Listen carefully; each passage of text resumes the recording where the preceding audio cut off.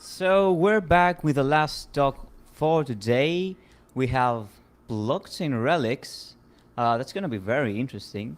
We have Terry, Kilby, and Andy, and we're gonna hear about democratizing access to world historical heritage and its preservation. So Terry, if you can start, the floor is yours. Well, as a matter of fact, Great. I'm gonna go ahead and introduce Terry first, if y'all Oh, don't okay, okay, mind. okay. Just keep the flow of stuff and everything like that. Kind of bring some different things to his attention he might want to touch on. But to start it Absolutely. off, I got to meet Terry almost about a year ago. And we've had a very close relationship ever since. A lot of this places, as far as Discord or the metaverse, you never get to meet somebody in person. And I finally, just a month ago at VCon, me and him finally got to meet up in person. So that's one of the really cool things about this space is having such these close relationships. And then like a year or 2 years later, you finally get to meet in person. And I actually liked the guy when I met him in person. So that was cool too. But Terry, it's been a pleasure to get to know you. He's been grinding behind the scenes. He could have put out this project that he's been working on 6 months ago or more, but it wasn't good enough for him. He had to do more. He had to do more, and he had to make sure it was right. So I'm looking forward to seeing the website that he's built and sharing it with y'all. And without further ado, Terry, introduce yourself, man, and let them know a little bit about your background.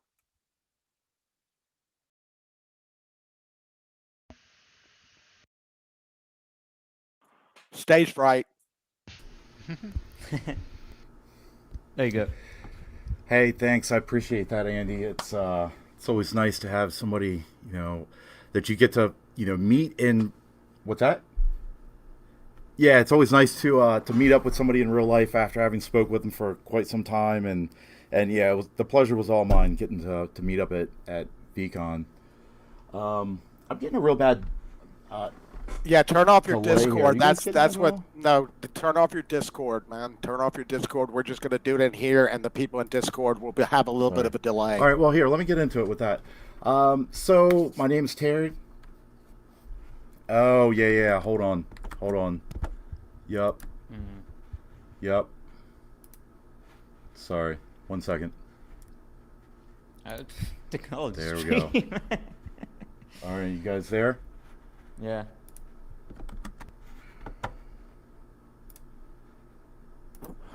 Okay, you ready to rock and roll, man? Yeah, we hear you All right, fine. cool. All right, let's do Yeah. this then. So my name is Terry. I'm, I kind of coined the term 3D capture artist. I use several different processes to capture things around me in the real world in 3D. I specialize in drones, but I use a bunch of other different types of processes as well, like LiDAR, and I've even used structured light and things like that in the past. Um, the nice thing about this is that you can capture the world in a completely new unique way. When you think about 2D photographs or paintings or audio recordings or anything else like that, it is still very two-dimensional. This is, in my opinion, going to be one of the most valued types of documentation moving forward, as this technology is just now starting to become available to the public on kind of a wider scale. We're going to have our kids and our grandkids and future generations learning about things from where we look at ancient photographs and paintings. They're going to be looking at 3D scans and collections of sites that were captured in 3D. So that's kind of what gets me out of the bed in the morning.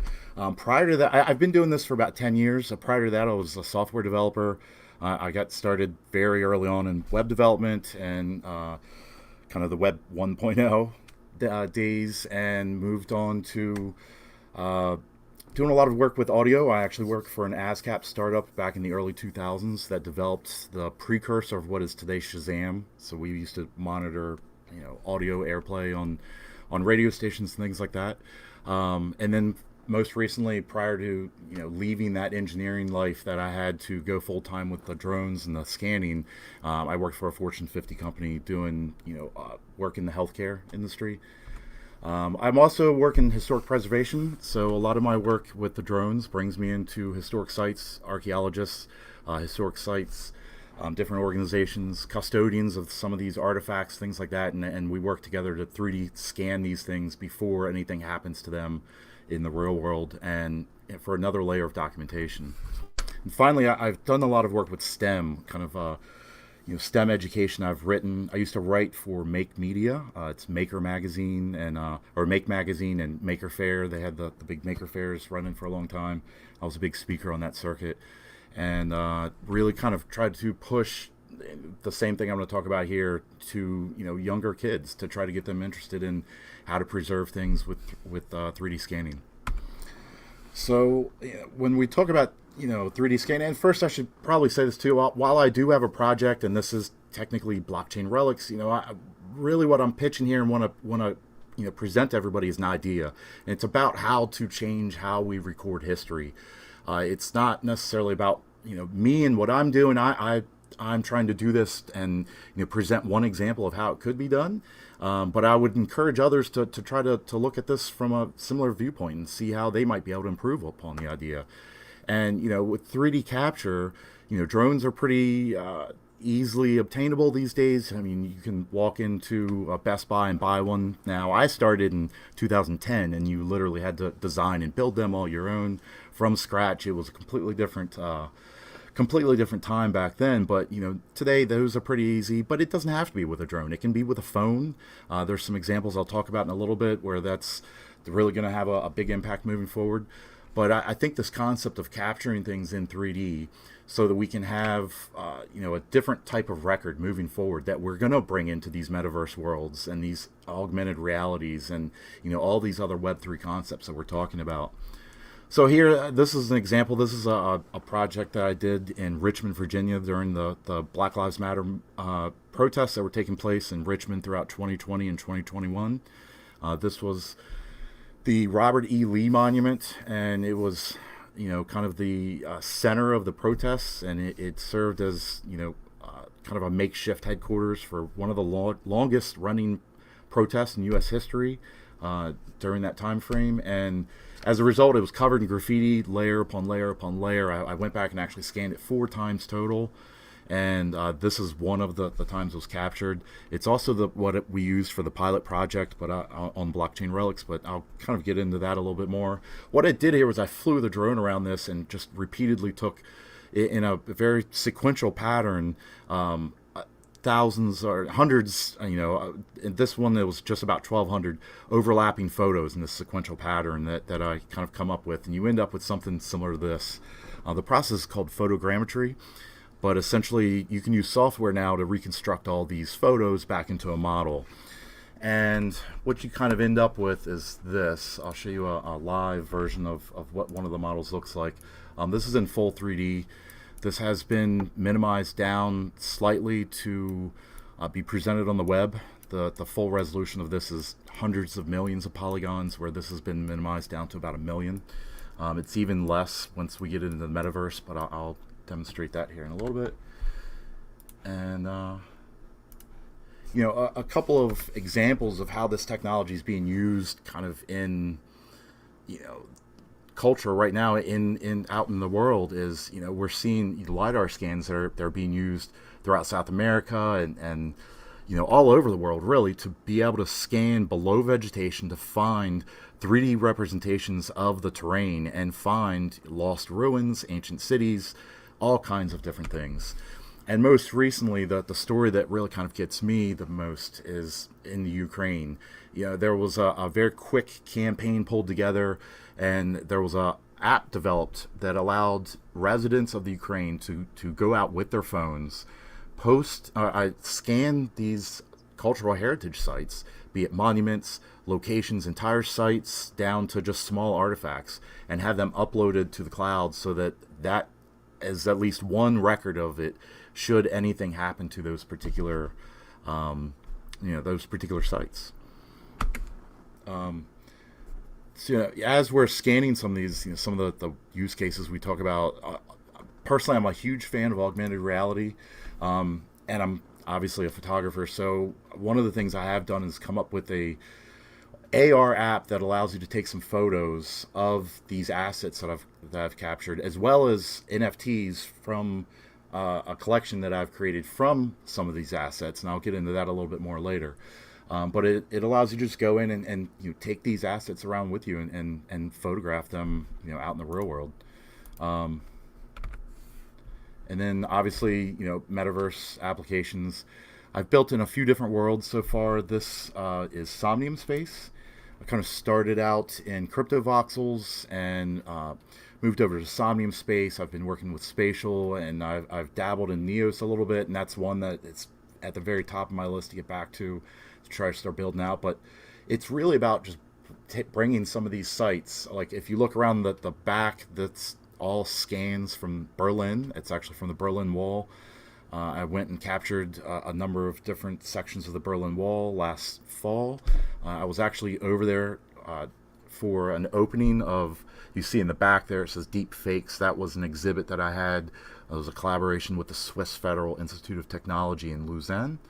And we worked together to create an Unreal app that set out during an exhibition and allowed people to toggle through a couple different scans of this, hear audio from some of the protests that were taking place, which that was just an incredible element to add. You can hear rubber bullets firing and tear gas being thrown and people screaming, and it's moving to hear that.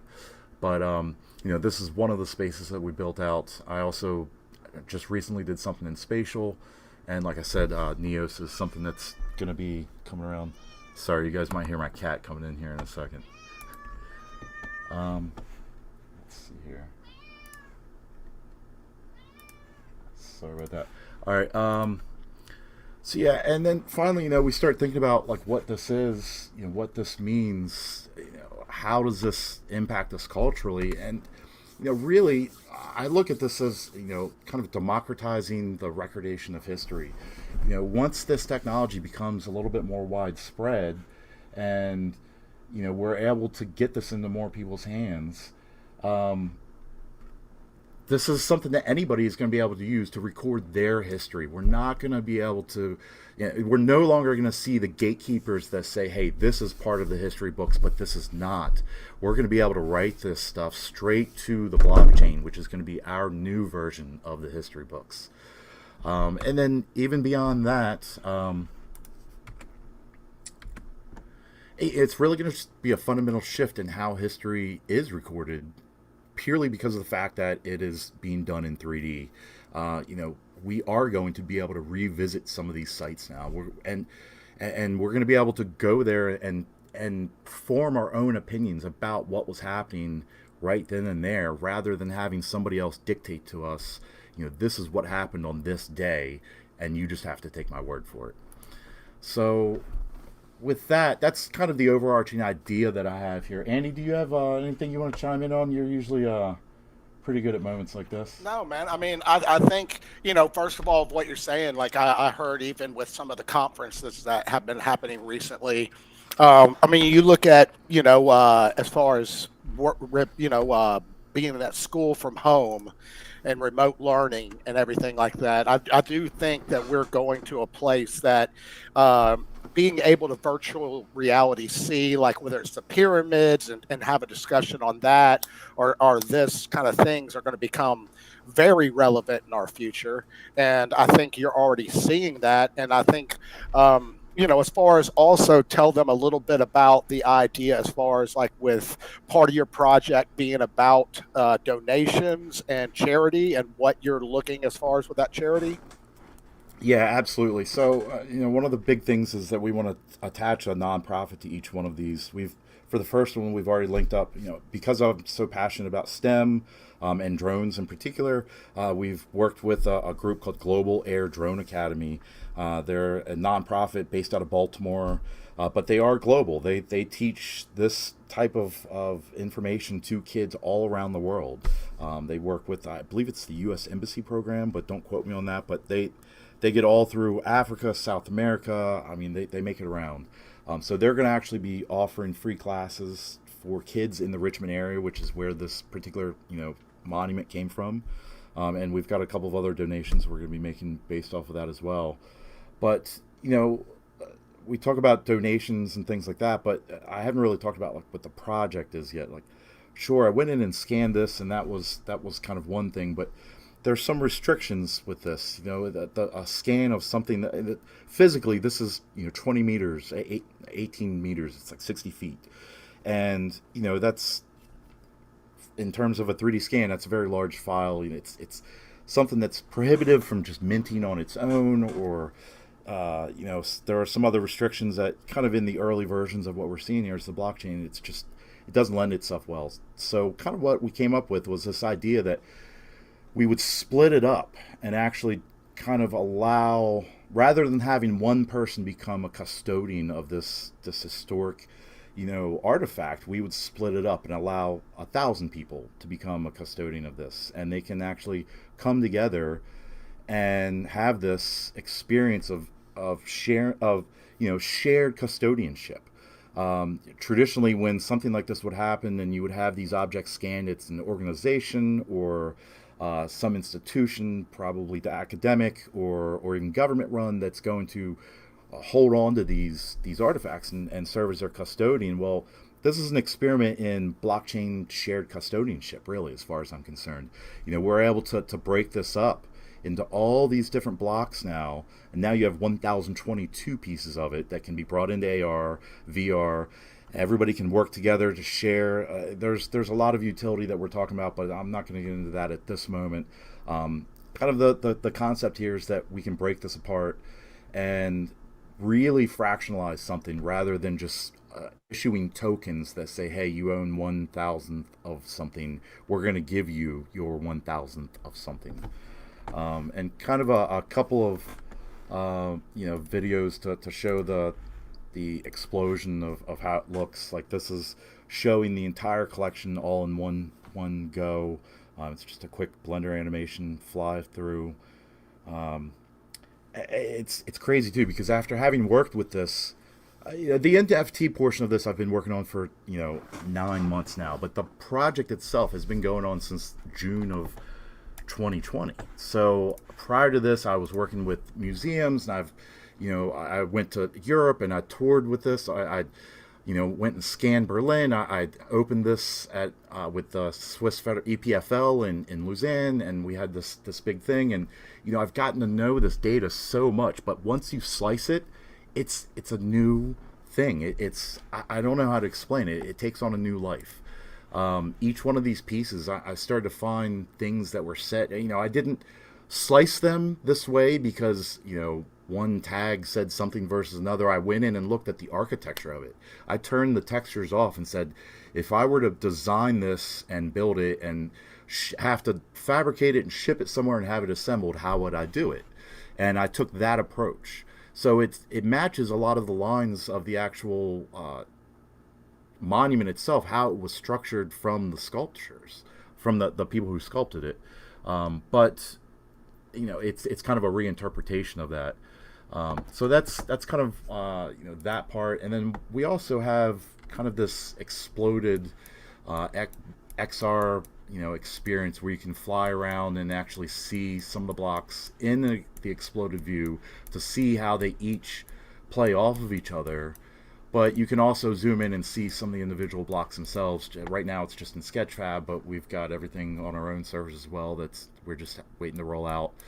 So you can actually see how each one of these pieces look individually, but yet there's still an opportunity to see it in its whole as well, through either the original scan that we have here. It's kind of the same piece I showed you before, or through different metaverse experiences. One of the big things, actually, this is from Spatial. Sorry, I just jumped up to the top of the ramps. But here with Spatial, the great thing about that was I was able to actually break up some of the NFTs and show where they came from within the collection. So there's a photograph on the back wall in the gallery that shows where the individual blocks came from, and you can kind of see, how they're all broken up, but yet still part of a bigger idea. And then of course, we go outside and we have the actual full experience here. The nice thing here being that we can add more graffiti to it. We've actually gone in and and added a few things, and we plan on having some paint parties and things like that in here as we get closer to mint.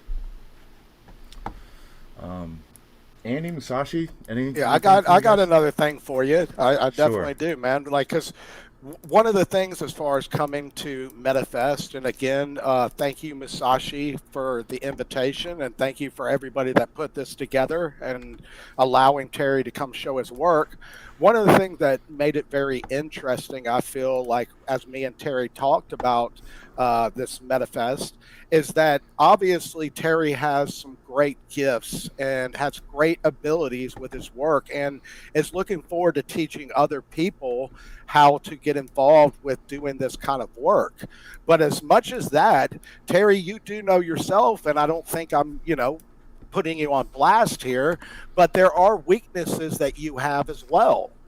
And I think that's one of the reasons to come to a metafest like this is to say, hey, I'm able to do this, but as far as understanding the discords or understanding the different aspects of getting people to even be able to see this work, as beautiful it is as it is, especially right now with NFTs and the whole market crashing. I just Yeah, feel like there's things that, as far as weaknesses, Terry, that people can help you as far as being involved in even the different neos for that matter. I think sure. neos is a big part of it. Well, I'll say this. There's definitely if you draw up a Venn diagram of people who would be drawn to this, it's a very strange one, right? Like we've got historic facts, we've got this metaverse element to it. And while they won't all be this way, certainly this first release, this first pilot project, has this huge political element to it as well, simply because of the content. Um, so it's been difficult, I would say, to kind of find our home, I guess would be a good way to say it, and kind of connect with people that are interested in this kind of stuff. That's certainly Musashi was great in connecting with me, and I'm very thankful for him bringing me into this world. But yeah, I'm certainly open if others have ideas about how this might be leveraged in a way that I haven't thought of. Man, I would be all ears. I'm certainly open to any questions or anything like that. By the way, if anybody has any right now. Yeah, we actually do have a couple questions in our chat. I also Okay. had a question. Sure. You are also involved with some educational stuff as well. Yeah. Could you explain a I little am. bit more about that? Yeah, absolutely. So in 2015, I actually started writing with Maker Media. Prior to that, I was doing maker camps and a few other STEM based initiatives revolving mostly around drones. The idea was to teach kids how to build drones. It's a very simple, project, a couple days, and then teach them how to fly them and allow their brains to start figuring out new ways for them to be used, because they are the generation that we're going to come up with the groundbreaking concepts of tomorrow, as far as I'm concerned, and I still feel that way. So that also translates over to this project because we are going to be working with STEM-based initiatives to bring more classes out and possibly even put out another book, like a whole other curriculum that others could follow to try to follow in our footsteps of what we're doing. Yep. And that's part of being here, like we said. That's kind of why I started to introduce Terry and blockchain relics to metagame, because I felt very aligned with what Terry was doing. Same with Andy. We have similar goals, similar mindsets, and similar ethos. So I do recommend, if anybody wants to get a hold of Terry, please reach out in the guest shill uh, links under the stage section of our Metavest server. You can find the links to blockchain relics, the Instagram and the website and all that. Right. And also we have a couple questions in our chat. The first one was from Misant. It says, What are your thoughts on tampering with preservation? Since anyone can now quote preserve, how does the authentication work? That's a good question. Technically, if you want to get down to it, the preservation, we're really doing more of what would be considered digital archiving, right? So we are archiving something at a particular time and date. For example, this one was scanned 4 times over the course of 18 months.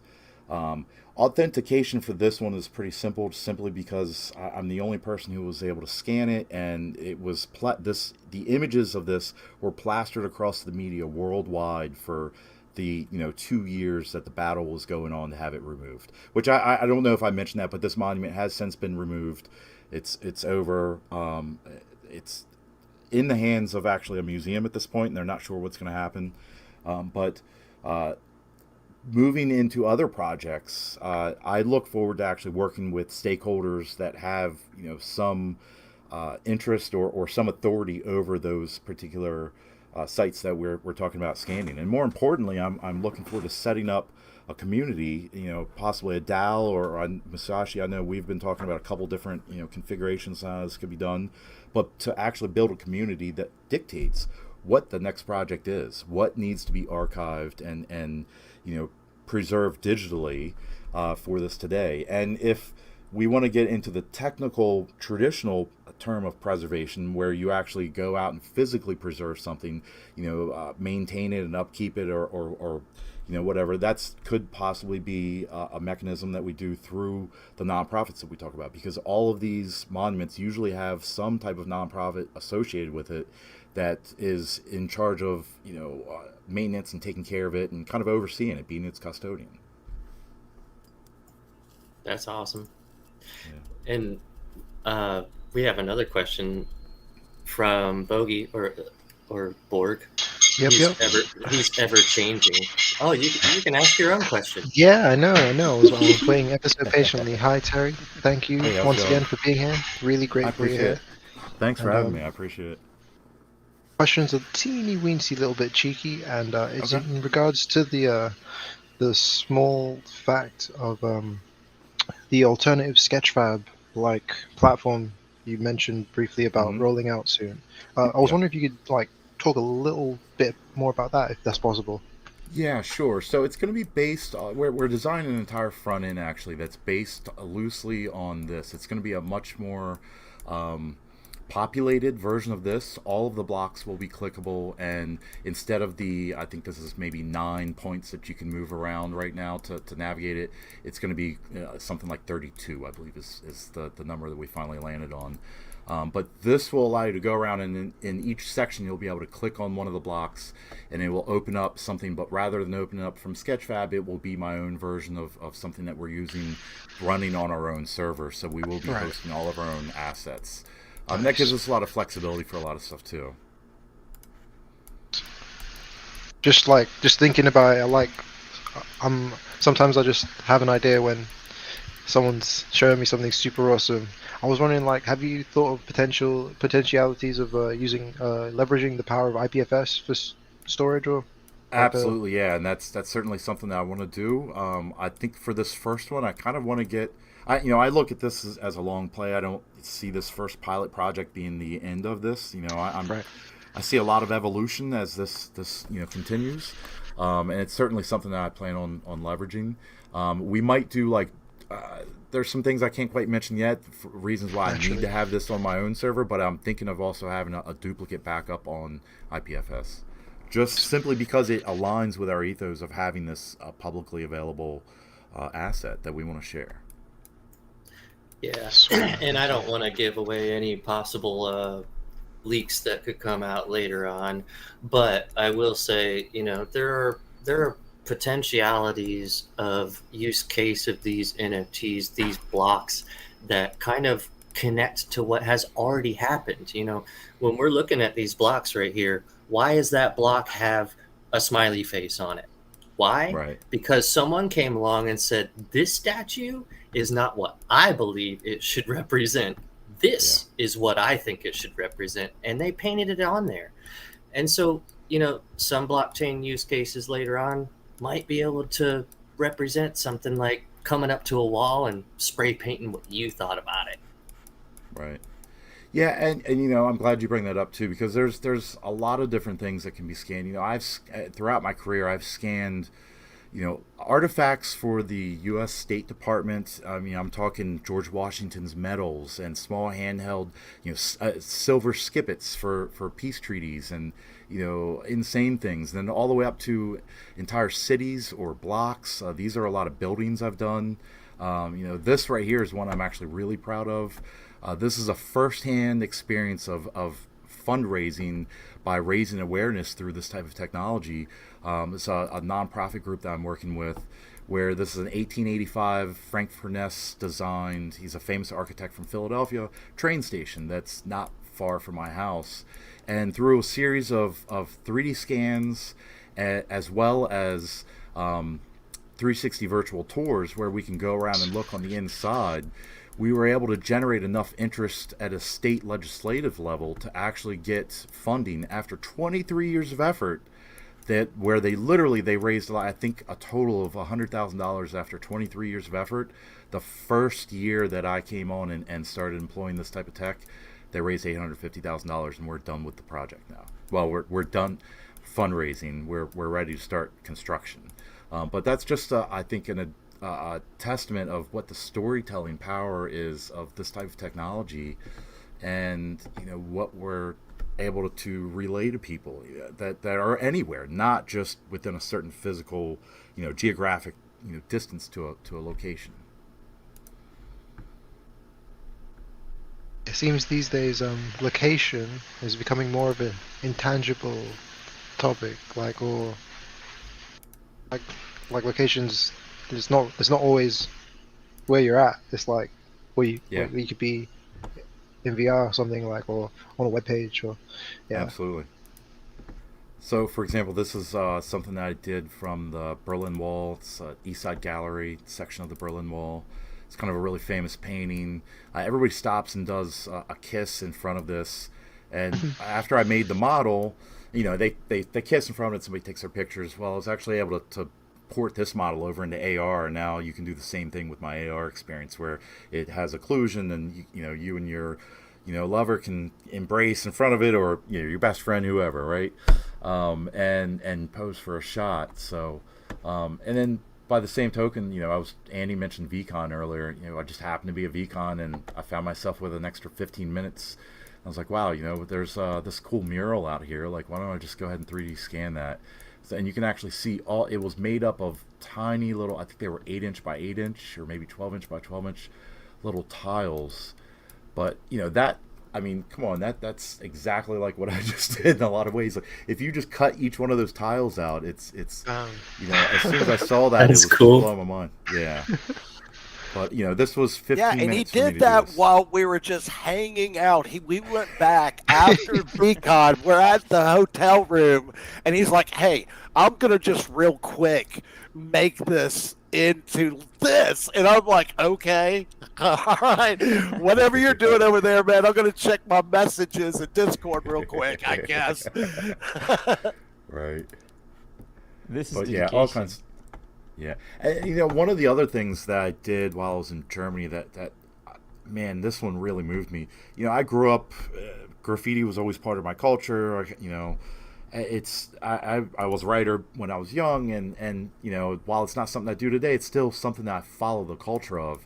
And one thing I've learned when I visited a place in Berlin called Mauer Park is that this section of wall that they preserve there is a graffiti hotspot, and it's not illegal. It's actually kind of a rite of passage. These young kids come there at 8 years old and learn how to use a spray can with their dad.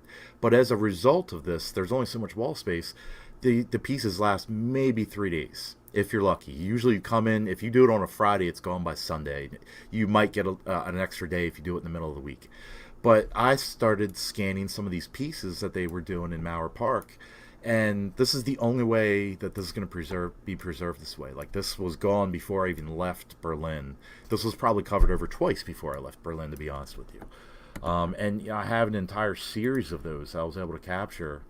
So I see so many different use cases for this technology and bringing these assets into the metaverse that I'm just excited to be here and talking about this with you guys, and hope somebody else has some input on this. I mean, personally, I think photogrammetry as a whole is like how we like warp drive everyone. Well, the accessibility for everyone to like 3D model or like make 3D art and stuff. I really Sure. feel like I mean because it's on like the iPhone 13. Like give it a couple more years, everyone's gonna be Exactly. able to. You know what I'm saying? Like, and that's kind of like what I mean. Like everyone's taking like there could be a new trend of like a 3D selfie or like AR selfie. Yeah. I don't know. I'm spitballing here, but yeah, that's something I personally want to get into. Like to be fair, last year there was an app called Display.land on Android, Mm-hmm. and it Yep. was photogrammetry, but unfortunately that project it they shut it down, and Right. it's kind of sad. Like The there's that other processing requirement to photogrammetry is still pretty intense. I mean, yeah. the reason I don't have a webcam right now is because I'm actually on my work computer. It's just, you know, fully built out. 120 gigs of RAM, 120. 3090. Yeah, I mean, I've just completely built it out, but it's just for this type of stuff. But since I have all Definitely. my assets here, it's easier for me to work off of this. But that is going to change though, and I'll tell you what's happening. AI, it's always the merging of all these different emerging techs, right? AI is going to play a huge part in this, and NVIDIA is already leading the way for that. So if you remember earlier, I mentioned that monument took me 1,000 photos to scan. Yeah. Mm. Imagine if now it took you 20 photos, because you can use AI to figure out what photos you missed in between the 20 that you Fill did in the take. gaps. Like Exactly. I'm with It's you, like man. I'm with you. if you're familiar with motion graphics, it's like tweening in between your keyframes. It's Exactly. just filling all that data in for you with the AI, and some of the results are mind blowing already. And we're just at the it's not even first generation. It's alpha at this point. It's not even the beta. It's devs testing it, but it's showing where we're going, and I give it 5 years, and we're going to be able to scan pretty much anything, probably with our phones, if not definitely with a drone. Yeah. Yeah. Drones are actually like something I've always like had a twinkle in my eye, a fancy Right. for. I like like we put things on pedestals and like we'll look at them. Like it's something I want to do, and I Yeah. need to give it time. But yeah, I want to get into drones. It's a lot of fun. It really is. It can be a little daunting now because there's so many legalities behind it, and you definitely have to look at your local legislation and see what to do. But it really is a lot of fun, though. I mean, it just gives you a completely different perspective on the world. I got a question real Definitely. quick. Yeah. Musashi or Unipuff, or if y'all can answer this for me, if he played a video that had sound on it, would we be able to hear the sound, or is it just like a slideshow kind of thing? Yeah, he I could can. I could play the video through what I'm doing, but that would Okay, play on the. I mean, I don't know if you want to send it to him, but I'd really like you, Terry, to show everybody before we leave the little video that you did for this NFT drop. I Yep. think it is like with you talking about the sound and you talking about the situation there. It's really intense as far as just being able to feel like the energy. Because one more thing before you play this, if it works, like Terry can tell you that this piece of graffiti art is considered the greatest piece of graffiti art in this century. Aren't I right, like as far as time putting Yeah. that out? Yeah, what he's talking about is that the New York Times in October of 2020 had an article titled "The Top 25 Most Influential Pieces of American Protest Art Since World War II." That's a big mouthful, right? But they named this Lee monument in its current state, quote unquote, meaning covered in graffiti and within the state that I'm showing it as scanned, as the number one piece. It also, I mean, when maybe I just breezed over it quickly earlier, but when I mentioned that it was on, everywhere as far as the media is concerned, it really was. Even the National Geographic named it as the photo of the year. in their 2020 year of pictures edition. Like they have a special edition every year, like the year in photos kind of a thing.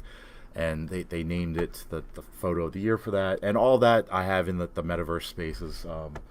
As well, I have it in the Somnium space. I don't have it in the other one. But let me see. Just in case, do you want to Can you guys hear the audio? I don't think. Can you guys hear audio? No. Yeah. No. Oh. Did it come through? Yeah, you want me to send again. somebody a link? I Yeah, think it did. I think it It did. did? So try again. Okay. Try yep. again.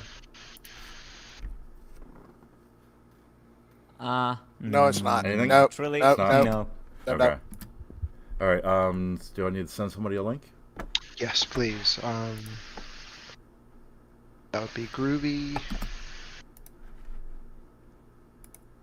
Man, looking at this guy work his magic on the screen. Like, go down Where to am I share. We like go to your Share it in the chat Discord. here. Right. Where am I sending this? Just go to YouTube. Is there? maybe- I can hit it in the chat. Sweet. Yeah, that'll Thank leave you very that web page as well. Anyway. Okay. Yeah, and I'll Second. just stop sharing the screen from here.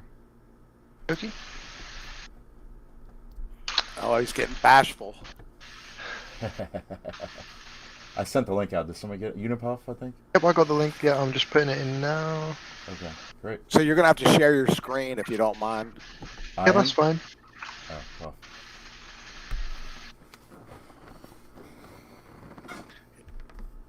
Righty. Oh yeah, but this video fires me up, man. You did a really great job of making this. I'm not sure you'll marketing. be able.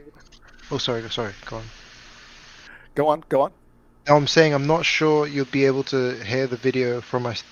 I think we might run into the same problem, but Okay. it's gonna. You'll be able to hear it on the live stream. Okay, cool. That's good. Sweet.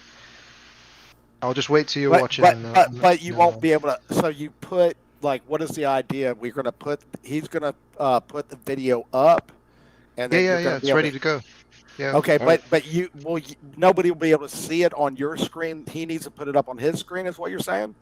Yeah. So I'm playing it on the live stream, so everyone can see it. Right. That's listening to us right now and us here as well. Uh-huh. So I'll just wait for you to watch it and then catch up, and then I'll hit play, and then we could all watch it. Okay. Sounds good. So I just need to share it from my screen as well, is what you're saying. Or you could watch the stream and we could all watch it together. Okay. That's fine. Yep, I'll watch the screen. Stream, go ahead. I'm ready when you are. Sweet.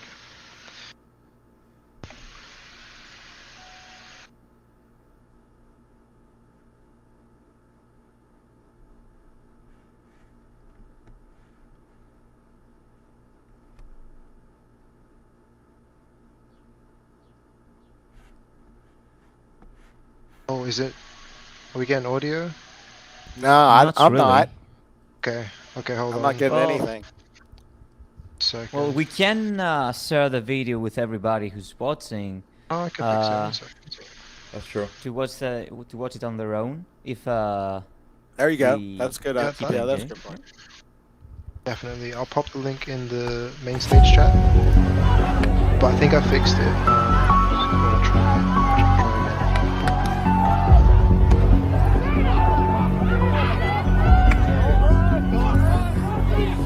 okay. Whoops. Yep. I'll start again.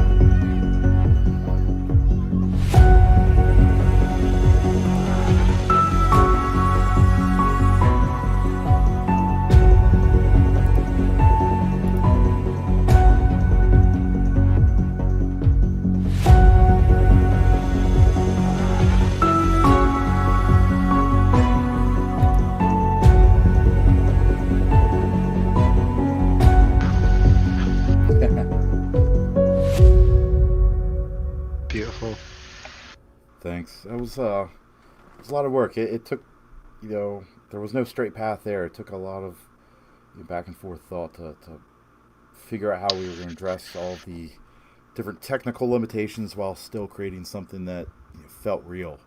Mhm.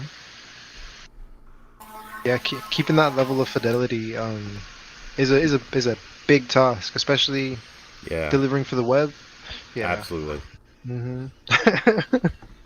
But I am very impressed by the amount of work that has been put into all of these. It's incredible. Thank Um, you. it's I'm amazed, and I didn't expect you to have more and keep on going. Wow, and they are all very well made, and the website is also amazing.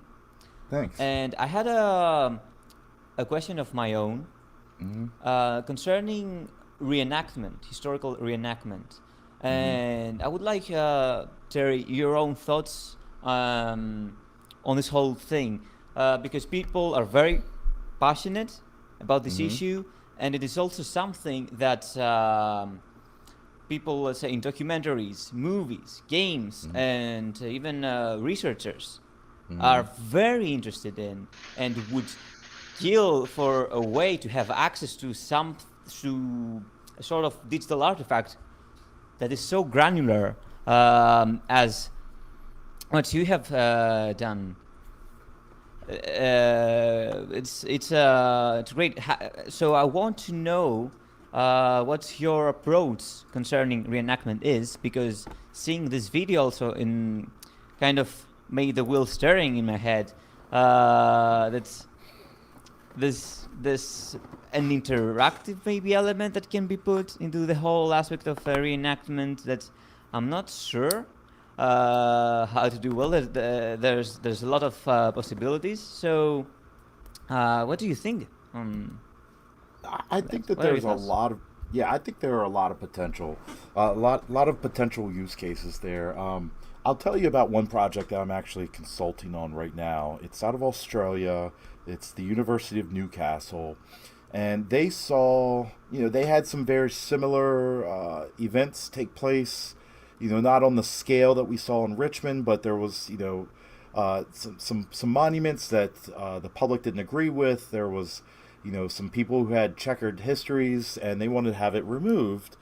So they've actually taken a similar approach, but what they do, that the monument is still standing there. So rather than providing these people and encouraging people to go out and do something destructive, they've actually scanned it, and now they're building an app that allows you to digitally bring it down. And they're basically building in all these different processes that you can quote unquote remove the statue, whether it be melting it or breaking it into a bunch of pieces, or they have these different things that they're doing. I'm purely kind of the tech consultant on this, how they're doing it, but I do think that if there are people that are just as that being one use case, it is more constructive to do it that way rather than actually going out and potentially causing some physical harm to somebody, or breaking laws, or it could be used as a way to generate interest for their movement rather than going out and doing something that maybe they regret later. They might have some legal consequences. So I think that's one thing that to look at, and but it's probably one out of 100 or 1,000 possibilities when you think about this. The one thing I will say about 3D capture in and of itself, though, is I do feel it is kind of the most democratic. It removes the bias of perspective that you get with 2D photos. That's the best way I can say this. We think of photos oftentimes as being evidence, but there could still be some bias placed within the framing of said photo. Maybe somebody looks at a scene and they just zoom in on one particular part, or they show it from a different perspective that maybe makes it look a different way or whatever. With 3D, you remove that entirely and you turn that power over to the viewer to come up with their own conclusions. So that, for me, I think is going to make it remain neutral and allow it to be a true historic record rather than some bit of propaganda. You heard it here, journalists around the world. There's a new way out there. Yeah. And, Yeah, you know, make no mistakes too. These processes are already being used by museums around the world. You know, I've worked at several myself. I've worked on big projects like that, and you know, these you know, digital twins are already being creative, all kinds of things. And I think it should be done by more than just, you know, these institutions and museums. It should be done by everybody.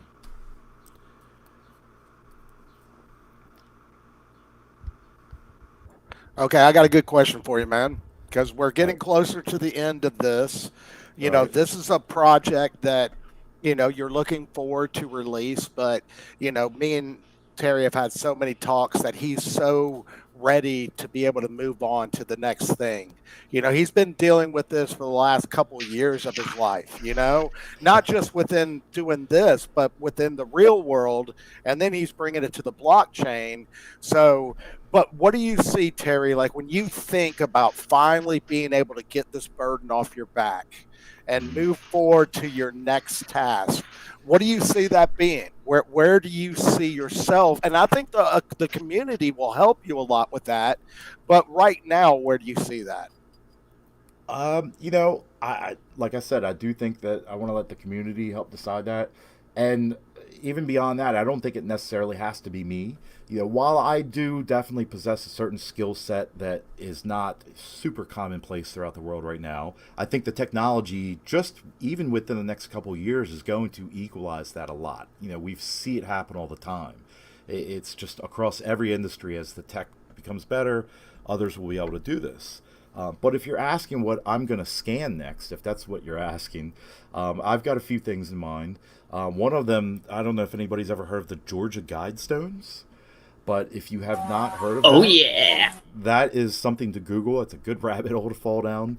I will just briefly say that it's an anonymous monument, you know, huge monument that's, you know, tens It's of not tons, maybe even, technically it's not technically anonymous. It has a name on it. well, It's like yeah. HR Christian or something. Right. Basically, somebody in the 70s, I believe it was, went out and paid for this thing in cash to be built and paid off for this land and then donated it and put 5 huge slabs of granite, which this is also the granite capital of the world, apparently, or at least of North America. And it's 4 slabs standing straight up, and then it's another slab's kind of a capstone on top of the 4. And on each of the 4 slabs are 10 modern day commandments written in 8 different modern day languages. And Oh across the wow. capstone, there is 4 Yeah. ancient languages, you know, basically stating that these are instructions for whoever inherits this world. And one of, you know, there's all kinds of things, but the one big controversial one is that there's to maintain a balance with nature, you should keep the human population below, I think it's like 500,000 or something really low like that, way lower than what we are now. So that one line just drives people crazy, and there's, you know, there's a lot of discussion around that. But I think it's just perfect. You know, personally, I'm kind of drawn towards the mystery behind it, and you know, it's in Georgia. It's a beautiful part of the country, so why not? I'm gonna drive down there and scan it. Wow, that's amazing. Yeah, yeah. Got another question in the chat. How does one Sure. participate or contribute to 3D capture? The best thing to do right now is to follow us on Twitter, link up with us on Twitter. It's BC Relics, at BC Relics. And you know, I'm going to be posting information there about how to do this. But if you get on YouTube, there's all kinds of tutorials about photogrammetry. That's probably the process that you want to, the term you want to Google. 3D scanning with a phone. There's a number of apps that do it, especially if you have one of the newer apps that has LiDAR sensor built into it. You know, that's a way. It's not a very accurate measurement. That's still very early generation for that tech, but it starts you on that process. You know, any scan is better than no scan, in my opinion. So I'd rather see a Amen. phone scan of something than none. So, Thank you so much. sure. Super awesome work, Terry. Thanks. I appreciate it. To tell you the truth, as far as coming to a close here, to everybody that got involved, we'd like to, thank y'all again for having Terry over here to be a part of this. And as I said, if anybody would like to reach out to him that have, similar ideas or want to learn about this, I mean, I think in this space, what I've learned is everybody only makes everybody better. There's so much that each of y'all have learned that I have no idea about, but and there's things that I'm working on, but I think we just all make each other better. And if anybody wanted to reach out to Terry and say, hey, what have you thought about this? I think y'all could get into an interesting conversation that could only make each of the people better. So anybody that wants to reach out, he's here to become a part and learn about this type of the community because he's been out working on drones and hasn't been able to meet people like y'all. So I'm looking forward to him getting to talk to people with his skill set. Absolutely. I mean, that's what it's all about, right? It's about, sharing these ideas and these concepts with like-minded people. And, you're absolutely right. Like I've been I say I've been involved in this space for a year now. It's been just a little over a year, but I've been in the background just working, just, trying to figure this all out. When a year ago, last March, the concept was completely different than what you're looking at right now. It was 2D based. It was, it was completely different. And honestly, at heart, I'm a photographer, and what's always driven me about photography is to capture new, unique shots. And that's what gets me so excited about this AR, kind of as this is playing out, I'm letting this video play in the background. But this app that I've developed to allow people to take some of these blocks and use them in new contexts to, like this right here, this is inside the Smithsonian at a exhibit that they have. And one of the best things you see in the background, it's all this protest signs. Well, I put one of our protest signs in the AR inside of that same exhibit, and then actually shared it with the Smithsonian. They loved it. It's like this whole thing going on. I can't get into deep talks about that, but there has been some discussion with the Smithsonian as well as another institution to become custodians of the other scans of the 4 that I've done with this. So this is just the one scan from January of 2021. It's actually January 3rd, 3 days before the insurrection happened that we're reading about. There it is right there. That's the, wait a minute, let me back that up just a second. This is our protest sign down here in AR, in 3D, laid inside of the Smithsonian's protest sign exhibit that they have at the National History Museum. And that's another element too. We were trying to push for a lot of in real world exhibits of this too. So please, if anybody is plugged into that world, I've got a couple of artists that I'm working with already in some museums and universities, but I'm always up for talking with anybody else that has interest in that area. And this one is kind of iconic right here. I don't know if anybody here is U.S. based and remembered the day that they leaked the Roe v. Wade. I just happened to be the day that I went to D.C. for a photo shoot with this app. And as I was walking back to the train station, I heard the protests going on. So that's actually the Supreme Court in the background with, this historic moment going on. And I was able to put another historic moment inside of this historic moment. And if there's anything more meta than that, I don't know what it could be, but This is super meta. yeah. So that's kind of that. And with that, that's kind of all I had. I'm open for any kind of questions if anybody has them, or we can all just fuck off and go drink beer or something. I don't care. Could use a beer right now. Yeah. Yeah. So maybe this is what we should do right now, like Crack open a cold one. grab a cold one. That's what we were doing in Neos earlier. Yeah, Right? we- I saw we that. I was jealous. Oh, dude, Misashi almost called you out, man. I saw you throw a beer on the ground, Musashi. You just threw it on the ground, man. Dude, what better place for a non-drinker who doesn't pollute the environment to drink a beer and just smash it? You Right, did, right. Yeah. Yeah. Get to live out. Catharsis. Yeah, exactly. That's great. Yeah, I like what Well, hey. Terry was about to say. You were living out your dreams. Like, this is the Yep. metaverse Musashi that just doesn't give a crap, man. Oh, Yep. just you wait. Absolutely. Well, hey, listen, thanks so much, everybody, for having me on. I appreciate it. You know, it's beyond kind of you to invite me in here to, give me a few minutes to talk about something that I feel passionate about. Again, like I said, for me, it's all about getting this out about recording history. It's not necessarily about my project, but if you're interested in learning more, you can go to blockchainrelics.io. That is my website, and we're trying to keep it up to date.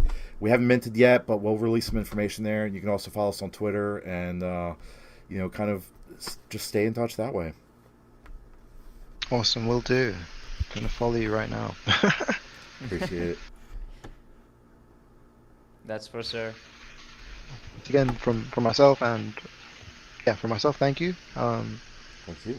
And from everyone else, we thank Yeah, you. man. Metafam thanks you. Musashi, thank you for this wonderful, and it's on the list. You just keep come bringing up these cool people, man. It's ridiculous. Like Musashi's the best. Yeah. He really is. Musashi's the best, man. Like for real. Like thank you, It's Unipuff. my Thank own you. bridge builder, baby.